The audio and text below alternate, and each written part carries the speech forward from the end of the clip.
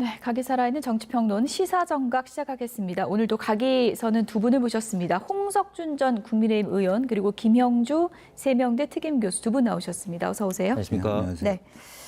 윤석열 대통령 탄핵 심판 선고일이 오늘은 나올지 정치권에서 촉각을 곤두세우고 있는데요. 관련 영상부터 보시죠.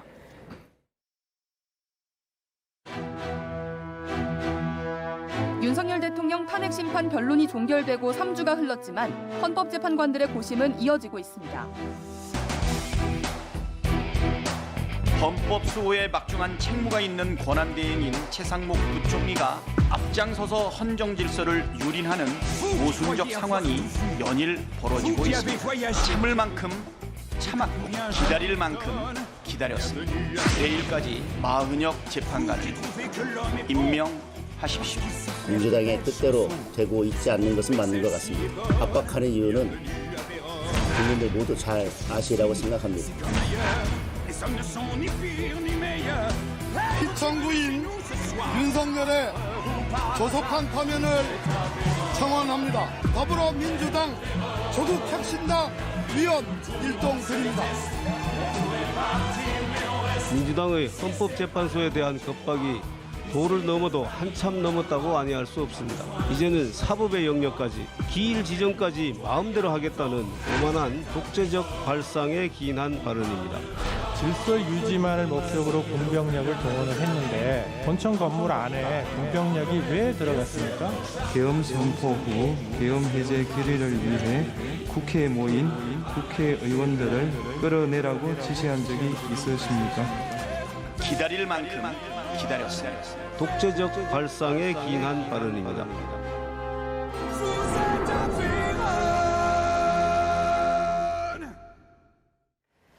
네, 선고 날짜 빨리 발표해라. 야권의 압박이 커지고 있는 그런 상황입니다. 정치권에서도 그렇고 지금 모든 언론에서도 그렇고 오늘은 나올까 지금 기다리고 있는 건데 오늘 오후까지 만약에 안 나오면 이번 주는 사실상 물 건너가는 건가요? 그렇다고 봐요. 그동안의 관행에 의하면 사실은 보통 이제 그 나오는 시간대도 오전에 그렇게 공고가 됐다고 하니까 이미 이제 오늘 기존의 방식대로 하면 오늘 끝난 것이죠. 이제 오후에 나올 가능성이 없고 오전에 주로 나왔다면 그렇다면 다음 주에 26일쯤 공고가 돼서 28일 한 주간 수년될 가능성이 많고 또 일부에서는 또 그게 4월 초까지 넘어간다 뭐 이런 얘기가 있으니까 아마 이것을 국민들이 그야말로 크게 긴장하고 대결하고 있는 관점에서는 많은 국민들이 빨리 결론이 나오기를 기다리고 있는데 이번 주도 이렇게 넘어간다는 것은 과거에 비해서는 과거에는 이미 다 첫 번째, 두 번째 대통령 탄핵과 관련해서 2주 안에 다 결론이 났었거든요. 그런 측면에서 보면 상당히 20일이 넘어간다라고 하는 것은 길게 가고 있다. 그렇게 봐야 될 것 같습니다. 예. 어쨌든 지금 헌재에서 언제 발표하겠다. 날짜가 안 나오고 있는 상황, 기다림이 길어지고 있는 상황. 이걸 국민의힘 내부에서는 어떻게 바라보고 있을까요? 네, 아무래도 이제 현재 내부에서 여러 가지 어떤 쟁점별로 해서 논의가 길어지고 있다 이렇게 뭐 해석할 수밖에 없을 것 같습니다. 민주당은 처음에는 이제 25일 변론이 종결되고 난 다음에 이게 너무 분명하고 확실하기 때문에 뭐 2주 갈 것도 없다. 뭐 3월 7일 뭐 늦어도 3월 14일 그렇게 8대0 인용된다고 탄핵 인용된다고 주장을 했었는데 뭐 최근에 와서는 좀 많이 좀 이야기가 달라지고 있는 것 같습니다. 그런데 어쨌든 지금 이렇게 늦어지고 있는 것은 뭐 합의가 안 되기 때문에 늦어지고 있는 거라밖에 해석될 수밖에 없고 그 합의가 안 되는 것이 지금 이제 나오는 사항들은 각각의 어떤 쟁점별로 해서 그 쟁점별로 어떤 합의 내지는 또 법리 적용에 있어서 여러 가지 좀 경론이 좀 벌어지고 있다. 심지어 크게 보면은 어떤 절차적 이슈, 실체적 이슈가 있는데 이 절차적 이슈에 대해서도 예를 들면 지금 현재 그 헌법재판소 주석서가 굉장히 좀 중요한 바이블 같은 역할을 지금까지 해왔었는데 이 주석서에 따르면 탄핵소추 동일성을 해치는 범위 내에서의 어떤 추가 사유라든지 내지는 또 철회 내지는 취소를 뺄 때는 새롭게 또 그 국회에 어떤 결의가 필요한데 예를 들면 지금 현재 거의 한 80% 이상 차지하는 헌법상의 내란을 지금 현재 그 탄핵소추 사실에서 뺀 상황에서 예. 뭐 이런 것부터 과연 이제 하는 게 맞느냐 하는 어떤 치하부터 해서 또 어떤 홍장원이라든지 곽종근이라든지 핵심 정언의 어떤 오염, 조작 이런 어떤 가능성 때문에 어떤 기각까지 각각의 어떤 분야별로 굉장히 좀 쟁점별로 좀 경론이 좀 벌어지고 있지 않나 좀 추측이 됩니다.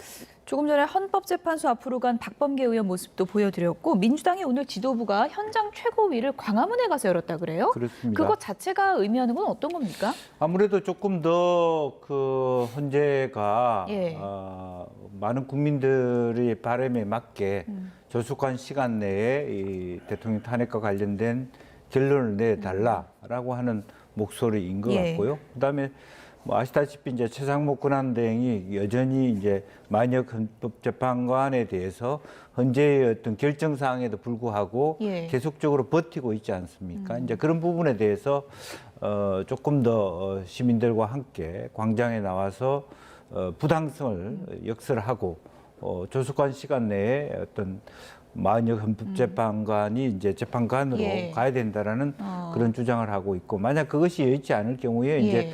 저녁 때 의총이라든지 이것을 통해서 과연 이제 최상목 권한대행까지도 탄핵 수순에 들어갈 것이냐라고 하는 것은 상당히 이제 민주당으로서는 거의 마지막 선택지라고 할 수 있겠죠. 그동안에 아무래도 29번 가까이 되는 여러 가지 줄 탄핵에 대한 비판, 국민들의 시선이 따가운 상태에서 한 번 더 한다라고 하는 것들이 굉장히 민주당은 부담스러울 수밖에 없습니다만은 뭐 그런 카드까지 꺼낸다라고 하는 것은 민주당으로서는 결단의 시기가 왔다 그렇게 보는 것 같습니다. 이재명 대표가 뭐 신변 위협 때문에 최근에 행보를 상당히 자제해왔는데 오늘 네. 광화문 하원복판에 나왔거든요. 네, 네. 그만큼 본인이 직접 메시지를 내는 게 지금은 중요하다 이렇게 판단했다는 거죠. 뭐 예. 초기에는 조금 그 직접적인 발언을 자제했고 예. 또 뭐 여러 가지 어떤 뭐 여러 가지 테러 위협 같은 예. 것들이 있었고 또 본인뿐만 아니라 그 재판소에 재판 받으러 나가는 이제 부인 입장에서도 굉장히 경호가 같이 붙는 굉장히 여러 가지 살벌한 상황 속에서도 지금 직접 현장에 나오셔서 최고위를 같이 열어가는 그런 모습을 보여줌으로써 좀 결연한 모습들을 더 예. 보태겠다 그런 생각인 것 같습니다. 네, 광화문으로 간 이재명 대표 오늘 몸 조심해라 이런 얘기까지 했습니다. 어떤 얘기인지 들어보시죠. 최상목 대통령 직무대행은 지금 이 순간부터 국민 누구나 직무유기 현행범으로 체포할 수 있기 때문에 몸조심하기 바랍니다. 최소한 전 국민이 하면 헌법은 지켜야 될 것 아닙니까? 법률을 어기는 것은 뭐 가끔씩은 권력을 남용해서 용인된다고 할지라도 헌법을 아예 대놓고 전 국민이 보는 앞에서 보란듯이 어기는 행위를 계속 용납해야 됩니까? 특히 최상목 부총리는 이승만, 윤석열에 이어 역대 3번째로 많은 거부권을 행사하는 진기록을 세우며 윤석열 아바테라는 사실을 입증했습니다. 축하드려야 될까요? 헌재가 마은혁 재판관을 임명하라고 결정한 지 벌써 3주가 꽉 찼습니다. 유체이탈 화법을 쓰며 국민에게 헌재 결과를 따르라기 하기 전에 최상목 부총리부터 헌재 결정을 존중하고 수용하는 솔선수범을 보이십시오. 헌재 결정에 따라 오늘 안에 마은혁 재판관을 임명하십시오. 네, 민주당 최고의 핵심 키워드 중 하나는 마은혁입니다. 지금 데드라인 나왔거든요. 오늘까지 해라 이런 지금 주문인데요. 어떻게 보셨습니까?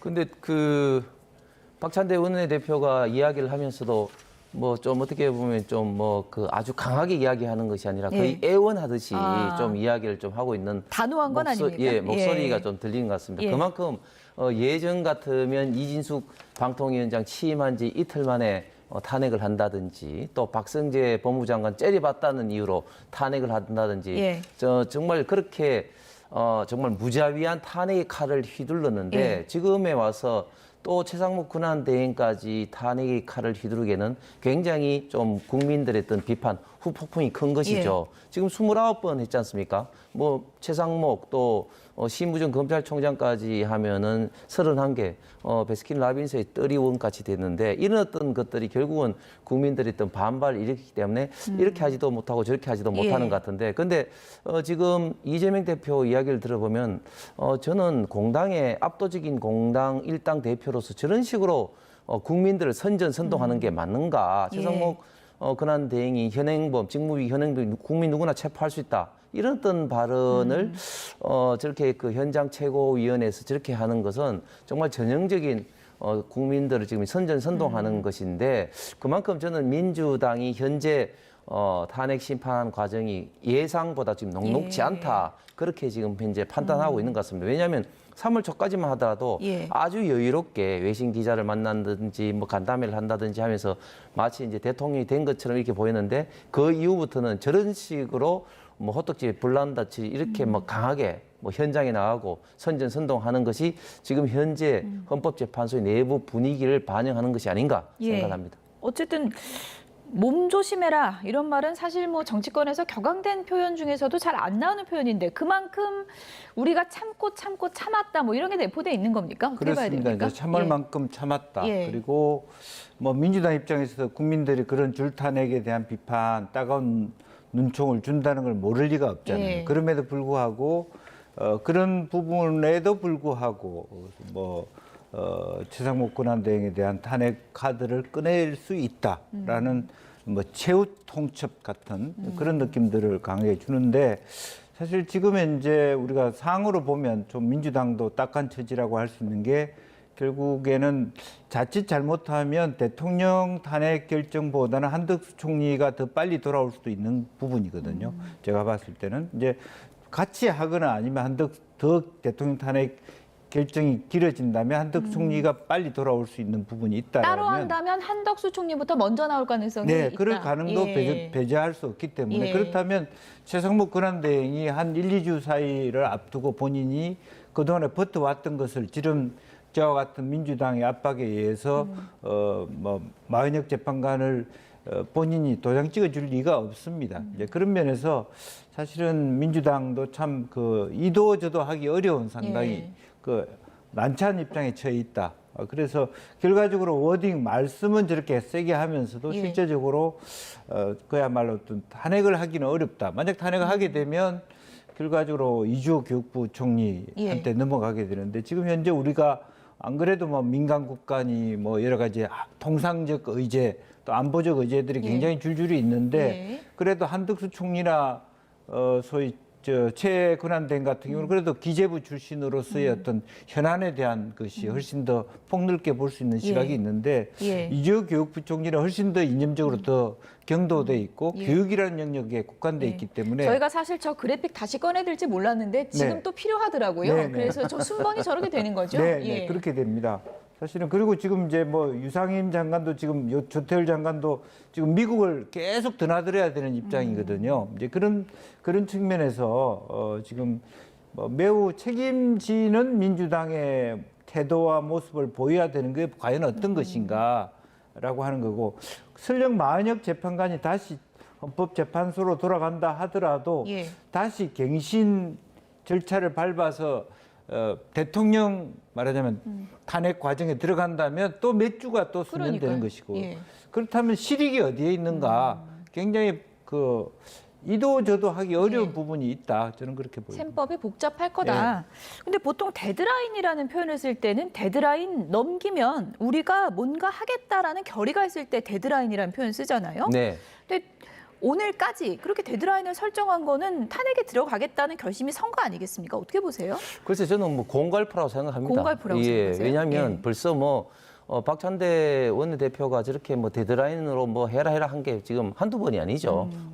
공갈포고 정말 지금 이제 최상목 권한대행을 저는 탄핵을 하면 아마 국민들의 분노가 폭발할 겁니다. 그렇기 때문에 민주당도 쉽게 못하고 있기 때문에 계속해서 어떤 공갈포를 할 수밖에 없는 상황이고 조금 전에 말씀하신 설사 최상목 권한대행을 탄핵한다 할지라도 그러면 민주당이 얻을 수 있는 게 뭐가 있죠? 아무것도 없습니다. 이주호 교육부 장관이 만약 권한대행이 돼서 아이고 저는 그러면 마흔역 후보자를 임명하겠습니까? 이렇게 나오겠습니까? 그리 할 리가 없는 상황인 겁니다. 김영규 의원이 말씀하신 것처럼 지금 헌법재판소의 재판 순서, 결정 순서가 굉장히 많은 비판을 받고 있는데 국가가 이렇게 혼란한 상황에서 정말 중요한 것이 물론 윤석열 대통령에 대한 탄핵이 일수는 있겠습니다만 그러나 그보다 더 중요할 수가 있는 게 이런 어떤 혼란 상황을 수습하고 그리고 대외적인 어떤 그런 어떤 교섭력을 갖고 있는 것은 아무래도 한덕수 권한대행이 오랫동안 어떤 주미대사라든지 그런 어떤 경험을 봐서는 당연히 한덕수 권한대행이 결정을 빨리 해서 좀 지금 이 상황을 좀 최소화할 수 있는 그런 노력이 필요한데 저는 헌법재판소가 불과 뭐 하루도 한덕수 권한대행에 대해서는 변론을 하지 않았거든요. 정말 간단한 사항이란 건데 한덕수 권한대행까지 결정까지도 이렇게 늦추고 있는 이유를 모르겠다. 그래서 국가를 생각한다면 저는 하루빨리 한덕수 권한대행이 결정부터 빨리 헌법재판소에서 내려야 된다고 생각합니다. 그거라도 먼저 좀 해결하고 가자. 그렇습니다. 이렇게 국민의힘에서는 주장을 하고 있는 거죠. 이 국가를 위해서는 당연히 그래야 된다고 생각합니다. 예. 어쨌든 지금 민주당 이제 내부 분위기를 들여다보면 뭐 이런저런 지금 보도들이 이어지고 있는데 이틀 전에 뭐 신촌역 근처 한정식 집에서 지도부가 뭐 있었는데 아니 왜 이렇게 늦어지냐 뭐 이런 얘기들이 오갔다고 전해지고 있어요. 지금 민주당 시나리오와는 좀 다르게 가고 있는 것만은 분명하다 이렇게 봐야 됩니까? 그렇게 봐야 되겠죠. 이제 어떤 결론이 나오기보다는 답답함의 발로였다라고 보고 여러 가지 어떤 정보를 취합해서 과연 실제 헌재 안에서 어떤 논의가 이루고 있는가라고 하는 것을 좀 혹시 정보가 있다라면 들어보고 싶고 취합해 보겠다. 그런 걸 통해서 향후 스텝을 좀 밟아보자라는 것인데 마땅한 결론이 나올 수 없습니다. 아시다시피 뭐 언론이든 뭐든 유튜브든 거의 뭐 하나의 쓸이라고 하는 아무런 근거 없는 뭐 8대0이든 뭐 4대4든 뭐 기각이든 인용이든 이렇게 얘기해버리고 있기 때문에 쉽지 않은 결론이 될 것 같고 그만큼 답답하다는 말씀이고 심지어는 사실은 인용과 기각의 문제였다라면 다행인데 실제로 몇 분이 각하를 가지고까지 버틴다면 이것은 조금 더 길어질 수밖에 없지 않겠냐. 왜냐하면 각하라고 하는 것은 그동안에 11번 재판 전체의 정당성이 통째로 날아가 버리고 잘못하면 헌재 전체가 흔들리는 그런 부분이 될 수 있기 때문에 왜냐하면 전문 증거에 대한 어떤 정당성이라든지 그동안에 문형식 재판관이 해왔던 부분들 자체가 배척되는 상황이기 때문에 상당히 쉽지 않은 부분이 될 수도 있겠다라는 생각이고요. 이제 그런 의미에서 결과적으로는 마음이라도 뭐 현실적으로 어려운 대안은 아니라 하더라도 만약 재판관이라도 좀 빨리 임명할 수 있도록 한 번 더 푸시해 보자 이런 정도의 논의를 할 수밖에는 없었지 않았겠나 그렇게 보여집니다. 예. 여야 지도부도 지금 뭐 흐름을 모르는 거 보니까 보안은 정말 철저하게 잘 지켜지고 있는 게 아닌가 그런 생각도 들고 지금 정치권에서 이런저런 전망이 나오고 있는데 국민의힘의 장동혁 의원은 기자회견을 열고 이런 얘기를 했습니다. 어떤 얘기를 했는지 들어보시죠. 더불어민주당과 문영배 대행의 헌재가 아무리 꼼수를 부려도 탄핵은 이미 물 건너갔습니다. 이제 남은 것은 탄핵 기각이냐 각하냐의 결정만 남은 상황입니다. 헌재 결정은 이재명 대표가 주문처럼 외우는 그 주문대로 되는 것이 아니라 법과 원칙에 따라서 각하되거나 기각될 것입니다. 네, 길어지는 기다림의 시간. 국민의힘에서는 이런 기대감이 좀 높아지고 있는 것 같은데요. 내부에서 저런 얘기하는 분들이 좀 있습니까? 예, 아무래도 지금 현재 이렇게 길어지는 것은 결국은 이제 합의가 안 됐다는 것이고 초기에 마치 뭐 8대0 탄핵 인용이 기정사실화되는 그런 것처럼 분위기가 한때는 있었습니다만 결국은 내부적인 어떤 그런 경론이 지금 벌어지고 있다는 어떤 그런 것들은 뭐 누구나 다 지금 이제 이해하고 있는 바라고 생각합니다. 그런데 지금 이재명 대표는 헌법재판소에 관련된 어떤 그런 정보를 제가 볼 때는 가장 많이 알고 있는 분이다. 그래서 어떻게 보면 이재명 대표는 헌법재판소에 어떻게 보면 지표 식물이다 이런 어떤 이야기까지도 있습니다. 왜냐하면 아니 정계선 그 재판관 그 남편과 그 김희수 소추위원장 역할을 하고 있는 변호사와 뭐 몇 명 안 되는 변호사와 같이 근무를 하고 있죠. 이미선 또 재판관의 또 남편도 지금 현재 탄핵 찬성하는 그런 데 있기 때문에 그런 관련 또 문영배 또 뭐 재판관과 또 이재명 또 대표가 특수한 관계 아니겠습니까? 그런데 일단 이재명 대표도 사실은 애초에는 사실은 그런 어떤 여러 가지 어떤 정황에서 뭐 자신이 있었고 뭐 여유 있는 그런 표정을 했는데 지금 와서는 그렇지 않았기 때문에 지금 여러 가지 어떤 뭐 본인도 답답한 마음에 뭐 이렇게 표현을 하고 있는 것 같은데 어쨌든 지금 현재 전반적으로 헌법재판소가 예상외로 늦어지고 있는 것은 이제 분명하고 그 늦어진 가장 중요한 이유는 제가 좀 전에 말씀드린 것처럼 어떤 각하 기각에 대한 어떤 논쟁이 예상보다 굉장히 치열하다 이렇게밖에 해석할 수밖에 없을 것 같습니다. 다른 사람도 아니고 민주당의 김용민 의원이 이런 얘기를 했습니다. 시간은 윤석열 대통령의 편이다. 이건 무슨 의미인가요? 아무래도 이제 뭐 사실은 이 사안은 제가 보더라도 12월 3일 날 뭐 전 세계가 지켜본 거라서 어떤 재판이라고 하는 형식적 절차를 거치지 않더라도 100%뭐 법원 행정처장조차도 그런 말씀을 하신 것 같은데 대통령의 어떤 그 비상계엄 자체가 불법적인 것 같다, 헌법을 위반한 것 같다라고 하고 심플하게 보면 사실은 이미 결정나 있는 파면이 결정나 있는 그런 상태라고 볼 수도 있는데 그런 논의에서 대통령이 구속에서 석방되고 또 실제적으로 많은 사람들이 어떻든 박근혜 전 대통령 때도 그렇게 했던 관행 자체를 불법이다. 헌법재판소법을 위반한 것이다. 소위 전문 증거에 대해서 받아올 수 없다라고 하는 대통령 측의 의견을 보수 재판관들이 몇몇 사람들이 끝까지 주장한다면 최소한 그 사람이 3명이면 사실은 이것은 이 뭐 인용이냐 기각이냐의 선을 넘어서 각하의 측면으로 갈 가능성이 많아지고 그렇게 되면 사실은 그걸 조율해 가는 과정이 간단하지 않다라고 하는 거고 갈수록 더 초기 아주 명쾌하게 이거는 뭐 누가 보더라도 뭐 국민이 보나 뭐 대법관이 보나 이거는 불법적 행위고 인용이다라고 본 관점이 하나하나 8대 0이 6대 2가 되고 혹은 각하까지 갈 수 있는 그런 부분이 있다. 판단이 어려진다는 것이 시간이 가고 또 국민들 사이에서도 그런 군인들이 국회에 들어온 것 자체도 서서히 기억에 잊혀지면서 여러 가지 어떤 결과가 나올지도 모른다.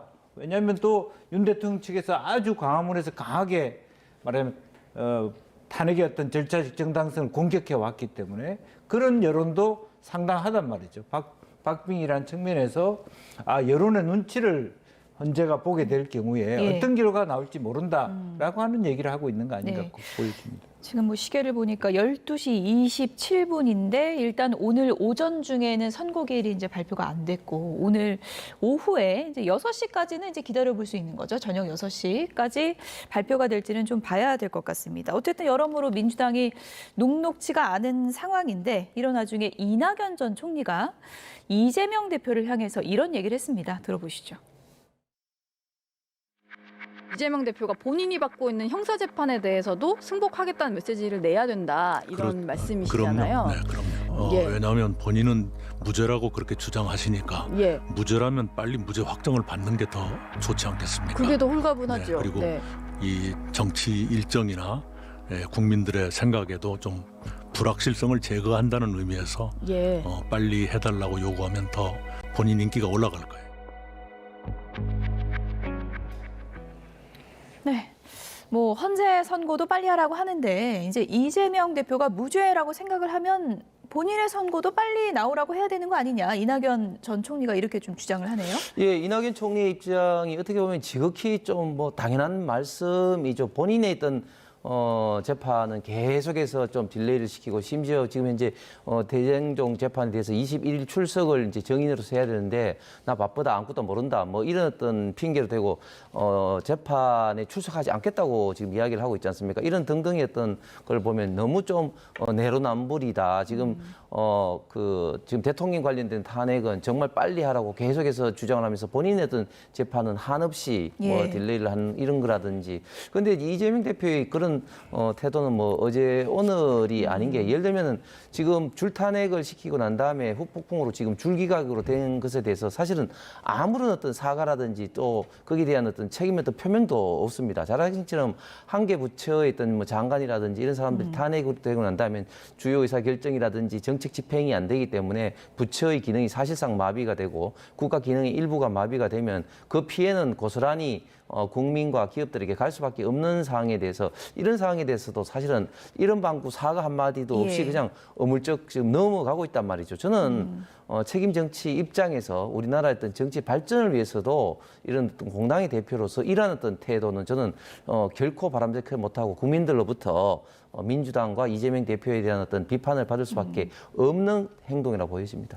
탄핵 사태 이후에 비명계에서 이제 목소리가 산발적으로 나오곤 있는데 뭔가 좀 세력화는 너무 부족한 거 아니냐 이런 또 지적도 있는 것 같습니다. 뭐 실질적으로 세력화는 거의 불가능할 거라고 보여집니다. 다만 그 전제는 지금 이제 이낙연 총리가 저렇게 나와 계십니다만은 이재명 대표의 다음 주에 나오는 2심 재판의 결과가 1심과 거의 유사하게 나온다면 그래서 비선거권을 잃을 정도가 나온다면 그럼에도 불구하고 이재명 대표는 대선에 나오려고 할 겁니다. 뭐 무죄 추정의 원칙에 따라서 나오려고 하지만 실제로 그러면 호남과 뭐 소위 말하는 이낙연 대표 혹은 김대중 대통령을 지지하는 세력들이 이낙연 총리가 얘기했듯이 이재명 대표 안 된다라는 입장에서 다른 카드를 만지작거릴 수 있는 개연성은 있다. 그러니까 따라서 내부에 있는 후보들이 독자적으로 힘을 받아갈 수는 없습니다.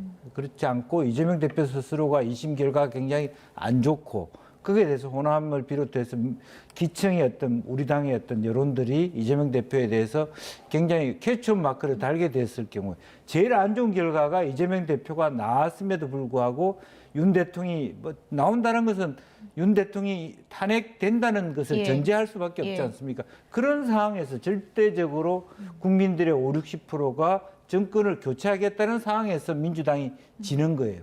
그러면 민주 진영 전제가 다 폭망하는 그런 상황이거든요. 그래서 그런 면에 대해서 민주당 당원들도 깊이 있게 생각할 수 있는 대목이 분명히 있는 것이죠. 이제 그때 가서는 지금 누가 된다 안 된다, 뭐 김경수가 된다, 김부겸 된다 이런 차원이 아니라 이재명 대표 다음에 가능성이 있는 카드를 전체적으로 한 사람으로 낙점 찍을 가능성은 존재한다. 저는 그렇게 봅니다. 예를 들어 지금 이제 상황이 만약에 이제 탄핵에 인용됐을 가능성을 이제 전제를 해보면 조기 대선이 열리고 그러면 시간이 60일이 주어지잖아요. 이재명 대표 1강 체제가 워낙에 막강하기 때문에 그것을 넘을 수 있는 후보가 마련될 수 있는가 그 시간 안에 이런 의문을 품는 분들도 많거든요. 저는 뭐 예를 들면 미국의 바이든도 안 됐을 때 바이든이 지명하는 사람이 될 수밖에 없는 갑자기 10%가 40%가 되는 건 시간 문제고 과거에 노무현 대통령도 그 광주에서 큰 지지를 받기 전까지는 3~4%에 불과한 아주 군소 후보에 불과했습니다. 이제 그런 면에서 충분히 누구 한 사람으로 집중됐을 경우 다만 이재명 대표도 대표 스스로가 나오는 경우나 혹은 대표가 대리하는 누군가 다른 사람을 낼 경우가 있겠습니다만은 그 전제는 뭐냐 하면 우리 당의 기본적인 어떤 기반이라고 할 수 있는 호남과 수도권에서 이재명 대표에 대해서 브레이크를 걸 수 있다면 그거는 시간 문제라고 보여집니다. 네. 뭐 여권에서도 잠룡들의 움직임이 이제 계속되고 있는데요. 한동훈 전 대표, 유승민 전 의원이 대구를 찾았습니다.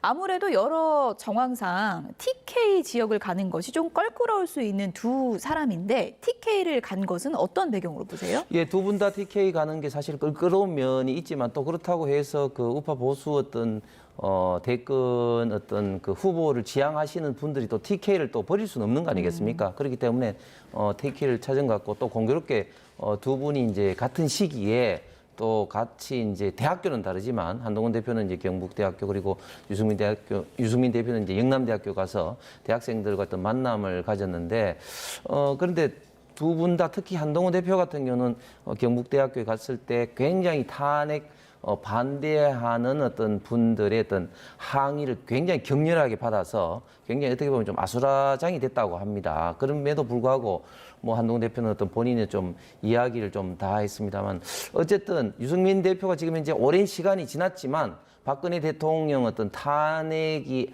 아직 아직까지도 좀 트라우마가 남아있는 우파 보수였던 진영에서는 좀 배신자라는 이런 어떤 프레임이 아직까지 굉장히 강하게 남아있는데 한동훈 대표도 어제 했던 그런 어떤 사태, 즉 많은 사람들이 항의를 하고 하는 이런 것들이 앞으로도 계속해서 좀 지속될 수밖에 없다. 왜냐하면은 어떻게 보면 좀 한동훈 대표는 유승민 의원과 박근혜 대통령보다도 더 윤석열 대통령과 한동훈 대표의 관계는 어떻게 보면 정치적인 이전에 인간적으로 뭐 지금까지 했던 한동훈 대표를 어떻게 보면 좀 뭐 그 후원해주고 키워온 어떤 그런 어떤 사람인데 윤석열 대통령이 거기에 대해서 배신을 했다. 이런 어떤 프레임은 앞으로도 굉장히 좀 강하게 좀 남아 있을 수밖에 좀 없을 것 같은 그런 어떤 형국이라서 이런 것을 어떻게 한동훈 대표가 돌파를 하느냐 이런 어떤 문제는 참 어려운 숙제인 것 같습니다. 네. 아무래도 이제 뭐 한동훈 전 대표 대구 갔을 때 뭐 배신자다 뭐 이런 뭐 소리를 지르는 분들도 있었다 그러거든요. 네. 만약에 조기 대선이 치러져서 나온다면 이런 프레임을 극복하는 게 이제 한동훈 전 대표의 과제 중에 하나잖아요. 네. 이게 극복할 수 있을 거라고 저는 보십니까? 그런 의미에서 전공법을 택했다고 생각합니다. 한동훈 대표가 대구 가면서 저런 얘기를 안 들을 거라고 생각하지 않았을 거라고 보이지고 뭐 그럼에도 불구하고 경북대학교에서 나름대로 어떤 뭐 이야기를 꺼내는 것은 초기에 어떤 그런 본거지에서 이와 같은 많은 비판에도 불구하고 그런 특강을 해내는 과정 그리고 실제로 탄핵이 되어야만 조기 대선이 가능하다. 그랬을 때는 실제적으로 국민들이 보는 윤석열 대통령에 대한 문제보다는 누가 이재명을 이길 수 있는가에 대한 문제로 들어갔을 때 김종인 비대위원장이 얘기한 것처럼 한동훈 대표의 가치는 올라갈 수밖에 없다. 그때는 시각이 달라질 수 있다. 뭐 그런 생각을 갖게 됩니다. 예. 제2의 유승민이 될 것이다. 한동훈 전 대표를 또 비판하는 분들은 그런 얘기를 또 많이 했었잖아요. 네. 어떻게 보세요? 제2의 유승민까지 갈 거라고 보세요? 아니면 어느 정도 그래도 당원들의 마음에서는 유승민 전 의원과 다를 거라고 보세요? 제가 좀 전에 말씀드린 것처럼 이미 제2의 유승민이 지금 대구도 지금 넘치고 있습니다. 지금 한동훈 대표는. 예를 들어서 대구 이제 경북의 가장 큰 신문사인 매일신문 같은 경우도 벌써 이제 작년에 한동훈 대표가 거울을 바라보는데 거울 속에 이제 유승민 대표가 있는 그런 만평이 좀 실리기도 했습니다. 지금 한동훈 대표가 사실은 대구 경북에서 어느 정도로 지금 반발을 불러일으키냐면은 처음에는 한동훈 대표에 대해서 굉장히 많이 이제 그 곽광을 열렬하게 대구의 분들이 했죠. 예를 들면 한동훈 대표가 정치 입문을 결심하게 된 것도 결국은 대구에 방문해서 동대구를 가는데 그때 팬사인을 3시간 동안이나 하면서 그게 어떻게 보면 좀 전국적으로 좀 이슈도 되고 뉴스가 되면서 이제 정치 입문하는 그런 계기도 대구에서 만들어줬습니다만 그러나 그 이후의 행보, 즉 대통령과 어떤 각을 세우면서 특히 이제 총선을 참패하고 또 당대표로 복귀해서도 계속해서 대통령과 차별하는 어떤 그런 명분으로 결국 탄핵이 또 이루어지고 이런 어떤 과정에서 굉장히 우파 보수 진영의 분들로부터 어떤 분노를 많이 불러일으킨 이런 점들은 이미 제가 볼 때는 유승민 대표급을 지금 넘어선 정도로 지금 굉장히 좀 어려운 상황이라고 보여집니다. 어쨌든 뭐 당원분들 내에서도 시각은 상당히 좀 엇갈릴 것 같은데 만약에 이제 조기 대선이 치러져서 경선이 있다면 유승민 전 의원과 한동훈 전 대표 뭐 이런 비판 논란이 계속될 것 같습니다. 한동훈 전 대표와 유승민 전 의원 얘기를 잠깐 들어보겠습니다. 이세돌 사범이 이런 얘기를 한 적이 있어요. 자신이 없다. 질 자신이 없다. 지금 현재에서 연조선의 문제라도 이런 건 좀 나중 문제 같아요. 중요한 부분은 이재명 대표가 한계를 보이고 있다는 거. 네. 크게 오랫동안 저희 정치를 뭐 가시밭길에서 돌밭길에서 어렵게 한 건 사실이죠. 네. 결국 화두는 이재명을 이길 사람이 누구냐. 저는 그걸로 모인다고 봅니다. 그러면 제가 만약 그분들 눈에 유승민을 내놓으면 이기겠는데 만약 그런 믿음이 생기면 그러면 저는 그런 거는 잘못된 프레임은 저는 사라질 거라고 생각합니다. 네, 한동훈 전 대표가 본인의 이제 경쟁력을 드러내는 그런 말들을 많이 하는데 이번에 좀 의미심장한 얘기를 했습니다.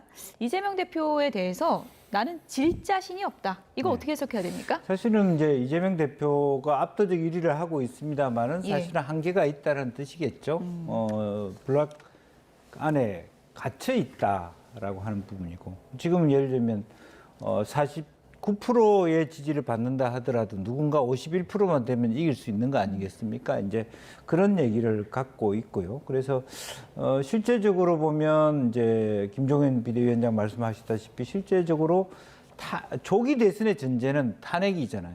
그럼 탄핵이라고 하는 것은 윤 대통령 측에 대한 일정한 내상이 입어진다는 측면이고요. 이제 그런 면에서 김문수 장관의 입지가 좁혀진다. 물론 대통령이 계속 그 탄핵 과정에서 상태에서도 말해 관저 정치는 가능할 수, 뭐 관저에서 나올지는 모르겠습니다만은 정치는 할 수 있지만 그럼에도 불구하고 실제로 그러면 윤 대통령의 탄핵 또 계엄 문제와 자유로운 사람이 누구냐? 또 명태균과 자유로운 사람이 누구냐라고 했을 때 한동훈 대표가 뜰 수 있는 가능성이 있고 그것은 충분히 여러 가지 어떤 사법 리스크를 안고 있는 이재명 대표보다는 훨씬 더 포용성, 중도 확장성이 크다.